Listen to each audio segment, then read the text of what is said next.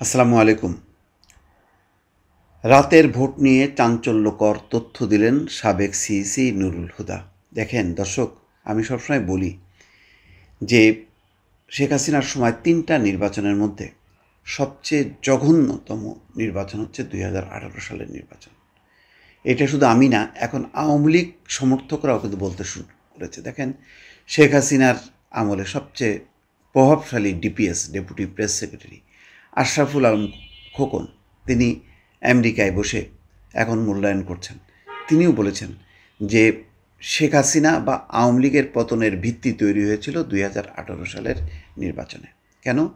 ওই নির্বাচনটাই সুযোগ ছিল যে দলীয় সরকারের অধীনে নির্বাচন ভালো হয়, সুষ্ঠু হয়, অবাধ হয়, এটা প্রমাণ করার। কিন্তু সেটি প্রমাণ করতে শেখ হাসিনা ব্যর্থ হয়েছেন বলেই পরবর্তীতে দেখেন লোকাল গভর্নমেন্টের নির্বাচনগুলো পর্যন্ত বিএনপি বর্জন করেছে, তারপরে জাতীয় নির্বাচনও বর্জন করেছে। তারপরেও চেষ্টাও করা হয়নি যে সবাইকে নিয়ে একটা নির্বাচন করার জন্য। অথচ মানে জো বাইডেনের সময় দফায় দফায় মার্কিন পররাষ্ট্রমন্ত্রী তৎকালীন অ্যান্থনি ব্লিংকেন, তারপরে আফরিন, আরও কত কর্মকর্তা, ডোনাল্ড লু, তারপরে বাংলাদেশের যে পিটার ডিহাস আপ্রাণ চেষ্টা করেছে, কত রকম নিষেধাজ্ঞা বলেছেন যে ভিসা নিষেধাজ্ঞাও পর্যন্ত দেওয়া হবে, কিন্তু তারা মরিয়া কোনোভাবেই আর সেই নির্বাচনটা দিল না। তার মানে ওই 18 সালের নির্বাচনের ধারাবাহিকতায় আমিডামি নির্বাচন হলো।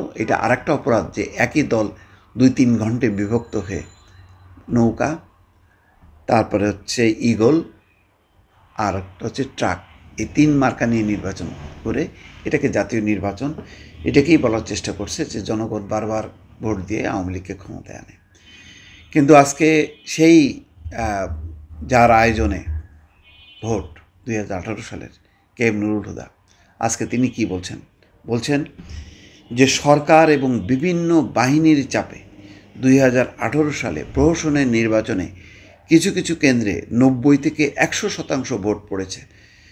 তখন আমি বুঝে গেলাম দিনের ভোট রাতেই হয়ে গেছে। তৎকালীন সরকারের সরাসরি হস্তক্ষেপে এসব সংগঠিত হয়েছে। এটা তো সত্য। উনি আদালতে জবানবন্দি দিক, চাপে পড়ে হোক আর যাই হোক না কেন, আজকে মানে সবাই আমরা যেটা বলছিলাম, আজকে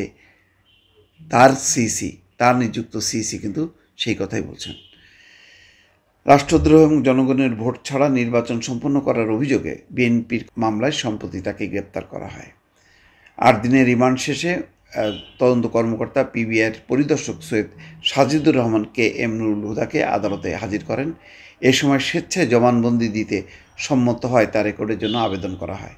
এরপর ঢাকার অতিরিক্ত chief metropolitan magistrate Ziadur Rahman তার জবানবন্দি রেকর্ড করেন। জবানবন্দিতে সাবেক সিইসি বলছেন, আমি তফসিল ঘোষণা করে নির্বাচন দিয়েছি। নির্বাচন অনুষ্ঠিত হওয়ার পর জানতে পারি অনেক কেন্দ্রে 90 থেকে 100% ভোট পড়েছে, যা আমার কাছে গ্রহণযোগ্য মনে হয়নি। আমি জানতে পারি অনেক ব্যালট বাক্স রাতেই ভরে গেছে। তৎকালীন ক্ষমতাসীন আওয়ামী লীগের নেতৃত্বে তাদের কর্মী বাহিনী দ্বারা দায়িত্বে থাকা পুলিশ, রিটার্নিং অফিসার, সহকারী রিটার্নিং অফিসারদের সহযোগিতায় এমন কাণ্ড ঘটেছে। তৎকালীন ক্ষমতাসীন আওয়ামী লীগ এই ঘটনার জন্য সম্পূর্ণভাবে দায়ী। তিনি বলেন, আমিও আমার লোকদের অন্ধকারে রেখে এমন অরাজক পরিস্থিতি সৃষ্টি করে ভোটে অনিয়ম করা হয়েছে। আমি এই নিয়ে অনেক অনুতপ্ত ছিলাম। যেহেতু গেজেট প্রকাশ হয়ে গেছে, তখন আমি নির্বাচন বাতিল করতে পারি না। তখন আমার হাতে ক্ষমতাও নেই। এই বিষয়ে আমি অনেকবার অসন্তোষ প্রকাশ করেছি এবং মিডিয়ার সামনে বলেছি।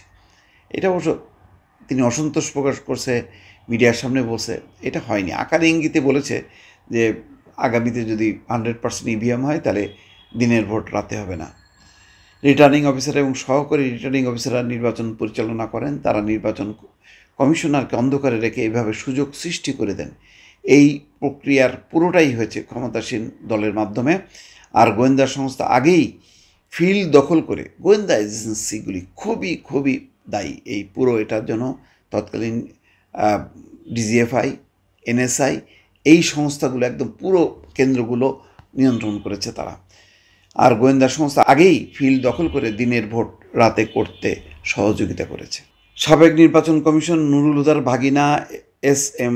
শাহজাদা সাজু আওয়ামী লীগের হয়ে নির্বাচন করেন। এ বিষয়ে তিনি জবানবন্দিতে বলেন, আমার ভাগিনা নির্বাচন করেছিল, তবে ভাগিনার নির্বাচনে আমার কোনো সংশ্লিষ্টতা ছিল না, কিন্তু সে যেহেতু আমার ভাগিনা সেক্ষেত্রে কিছুটা প্রাধান্য পেয়েছে।